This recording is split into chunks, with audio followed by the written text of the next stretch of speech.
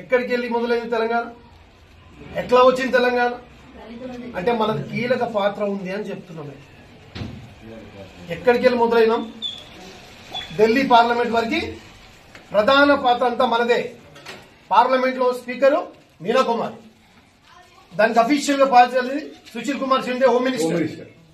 ఈ రాష్ట్రం నుండి ఎంపీలు ఉండాలి కాబట్టి సర్వే సత్యనారాయణ. ఇక్కడ నుండి అప్పుడు కిరణ్ కుమార్ రెడ్డి గారు తెలంగాణ రానియను అని కరాఖండి కట్టుకుని కూర్చున్నప్పుడు ఇక్కడ ఉన్న వ్యవస్థ పరిస్థితులన్నీ తీసుకెళ్లి చూపింది ఎవరు? దామోదర్ రాజు నరసింహ. సో ఇవన్నీ పార్టీలు ఉన్నది ఎవరు?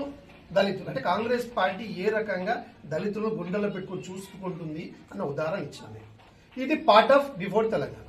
ఇప్పుడు ఏంది మరి?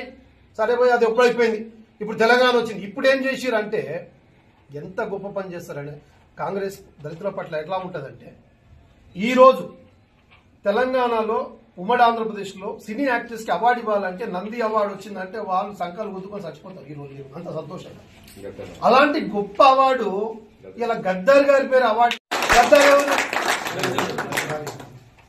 రాష్ట్రానికి జాతి గీతం కావాలి, రాష్ట్రానికి గీతం కావాలి. ఆ గీతం రచించింది ఎవరు? అందశ్రీ గారు. అందశ్రీ ఎవరు?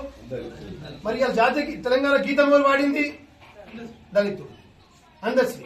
ఆయన పాట గుర్తించారు. ఇలా తెలంగాణ పాట వాడేది దళితుడు, తెలంగాణ అవార్డు ఇచ్చేది దళితుడు. ఇక్కడికి అయిపోలేదు. తర్వాత ఉమ్మడి ఆంధ్రప్రదేశ్ కానీ 100 ఏళ్ల చరిత్రలో ఎక్కడ కూడా ఉస్మానియా యూనివర్సిటీ ఇలాంటి యూనివర్సిటీకి వైస్ ఛాన్సలర్ ఎక్కడ దళితుడు కాలే. ఈరోజు ఉస్మానియా యూనివర్సిటీ ఛాన్సలర్ ఎవరు? ఇది కాంగ్రెస్ పార్టీ. కుమార్ పొంగమూరు అని పేరు ఉంటుంది. కుమార్ పొంగమూరు అని ఉంటుంది పేరు. కుమార్ మున్గూరు ప్రొఫెసర్. ఎందుకు చెప్తున్నా ఇవన్నీ అంటే ఇవి మీరు తెలియాల మీకు. ఇదిరా కాంగ్రెస్ పార్టీ. 10 సంవత్సరాలు ఏమి మమ్మల్ని పక్కన పడితే మీరు ఇక భాష కొద్దిగా వ్యాసగా పోతుంది కానీ పక్కన పడేసినారు. మమ్మల్ని ఇంత గుర్తించి కాంగ్రెస్ పార్టీ. ఈ రోజు మీరు ఎక్కడన్నా తీసుకోండి. ఏ డిప్యూటీ సీఎం ఎవరు? స్పీకర్ ఎవరు? మరి 10 ఏళ్ళు మేము ఏడున్నాం? ప్రెసిడెంట్, అసెంబ్లీ స్పీకర్, పార్టీ అధ్యక్షుడు, Congress party అధ్యక్షుడే Mallikarjuna Kharge.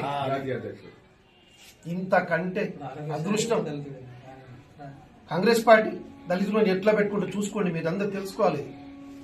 AICC president అండి మల్లికార్జున ఖార్గే దళితుడు.